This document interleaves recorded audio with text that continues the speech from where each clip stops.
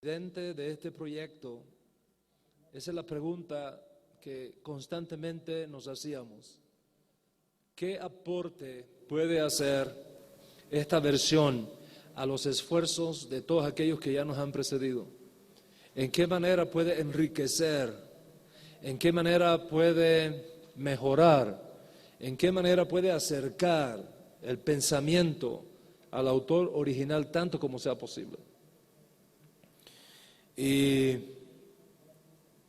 responder a esa pregunta de una forma académicamente honesta y teológicamente en pureza de corazón nos llevó a desarrollar este gran proyecto en el cual mi gran amigo y colega Melech ha estado involucrado de una forma activa y extraordinaria. Gracias, hermano, por creer en ese proyecto y por hacerlo una realidad que está bendiciendo a las naciones.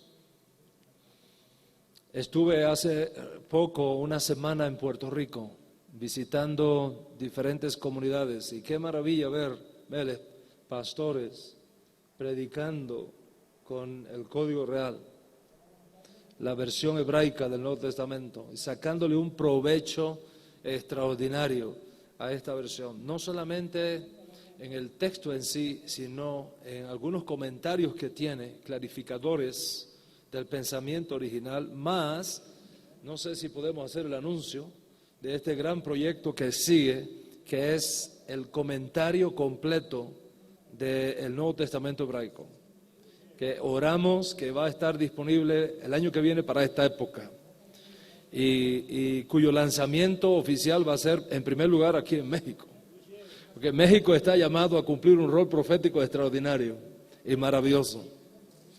Cuando estábamos desarrollando este proyecto en su fase embrionaria, una de las preguntas que me hacían era: ¿por qué no lo lanzamos primero en inglés? Es un mercado más grande, más sólido, el proceso de recuperación de inversión es mucho más rápido. Y yo me opuse. Digo, yo creo que ha llegado el tiempo para que nuestro pueblo hispano reciba de primera mano las cosas, no de segunda mano, no de tercera. A veces haga un libro en inglés y a los 5 años, los 10 años que viene a caer en español. Yo digo, no, esta vez va a ser diferente. Primero en castellano, para nuestro pueblo hispano. ¿Por qué? Porque estoy convencido que las reservas proféticas y las reservas espirituales más extraordinarias de esta generación están en nuestro pueblo hispano.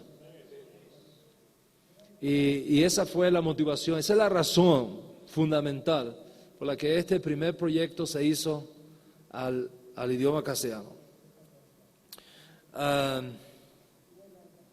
Ustedes me van a permitir en esta conferencia hacer compartir con ustedes algunos aspectos históricos que son importantísimos a la hora de evaluar una versión.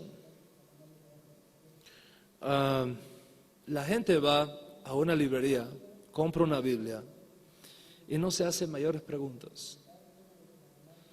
¿De dónde viene esa traducción? ¿Qué base textual se usó para ella? La gente común, creyente común, no se hace esas preguntas. Tienen confianza de que la Biblia es la palabra de Dios. Tienen confianza en la librería que vende esos productos sagrados, Divrei Kodesh, y las compran y las usan. Y pocos de nuestros creyentes, de nuestros hermanos en la fe, tienen una sólida formación de cómo se escribieron los libros de las Escrituras, cómo se preservaron, cómo llegaron a nosotros y quiénes intervinieron en ese proceso. En épocas pasadas, la Iglesia Católica Española, que para entonces tenía también el poder político, tanto en España como en las naciones conquistadas, nunca quiso que las Escrituras, incluyendo el Nuevo Testamento, estuviera accesible al idioma castellano de nuestro pueblo. No fue sino hasta el siglo XVI, en 1556, es decir, una generación después de Martín Lutero plasmar sus famosas 95 tesis, que Francisco de Encinas, habiendo realizado la primera traducción castellana del Nuevo Testamento, lo hizo accesible al pueblo hispano. Y con el dominio católico de las ciudades, aldeas, pueblos y fronteras, era muy difícil introducir en España copias castellanas del Nuevo Testamento. Y en ese proceso Dios usó a un gran hombre llamado Julián Hernández, Julianillo como se le conoce, para este propósito, y logró clandestinamente introducir copias de este Nuevo Testamento en castellano, en el castellano de aquella época, en España. Por supuesto, eso le costó la vida porque lo sorprendieron y los teólogos de la Santa Inquisición lo quemaron vivo en la estaca. Es importante recordar que en esta época de oscuridad, incluso hasta los monjes y sacerdotes católicos no tenían acceso a la Biblia por sí mismos. Martín Lutero cuenta de cómo fue tremendamente impactado cuando por primera vez logró tener, y a escondidas, una Biblia en su mano. Y entre los bendecidos que tuvieron la oportunidad de tener en la mano una copia de ese Nuevo Testamento fue Casiodoro de Reina. Y casi inmediatamente después, Cipriano de Valera.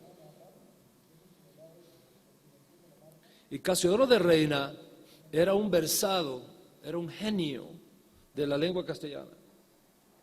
Era un maestro de oro de la lengua castellana que en esa época disfrutaba del mayor periodo de creatividad que disfrutó la lengua nuestra en el mundo, la era de oro de la literatura española, como se conoce este periodo. Y debido a las debilidades de estilo que él encontró en esa versión, sintió la motivación de producir una versión castellana que tuviera la riqueza y la belleza del idioma castellano de aquella época. Y así lo hizo.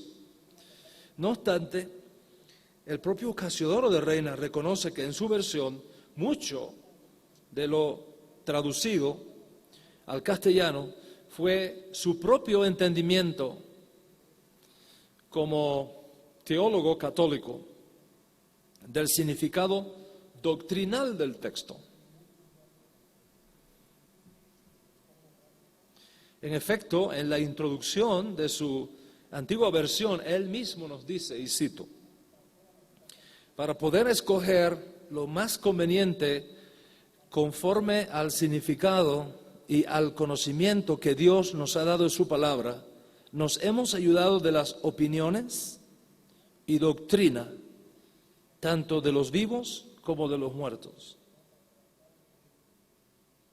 En otras palabras, la Reina Valera, que es la más conocida y posiblemente la más querida de todas las versiones castellanas del Nuevo Testamento, hasta que conozcan el Código Real, perdónenme ese agravio. En la opinión de sus propios traductores, es en primer lugar una elección textual. Ponga cuidado a mis palabras. Una elección textual ante las muchas variantes textuales existentes.